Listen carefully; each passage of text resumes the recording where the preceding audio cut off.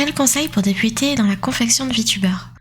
Alors, Live2D, c'est un logiciel qui est compliqué à prendre en main. Du coup, je conseille toujours un même chemin pour les gens qui débutent. Le premier, c'est de commencer par faire une émote. Une émote, ça a une structure simple avec un dessin simple et vous ferez une animation simple qui concrètement va aller de A à Z, directement chemin direct. Ensuite, je vous conseille de faire une illustration où vous aurez à faire face à un dessin plus compliqué, une animation plus compliquée. Mais comme c'est une animation, vous aurez toujours la logique où ça ira de A à Z, de façon logique. Ensuite, une fois que vous avez fait ça, là, je vous conseille de commencer par un VTuber, en sachant que même dans les modèles de VTuber, il y a différents niveaux de complexité. Et à ce moment-là, quand vous allez commencer votre premier modèle de VTuber, vous aurez un dessin beaucoup plus compliqué, une animation beaucoup plus compliquée. Et à ce moment-là, pour la première fois, vous aurez à faire face à une logique de lecture qui sera complètement aléatoire. Du coup, ça pourra faire quelque chose. Au lieu de faire A, B, C, D, E jusqu'à Z, vous aurez A, J, V, I, Z, B, C.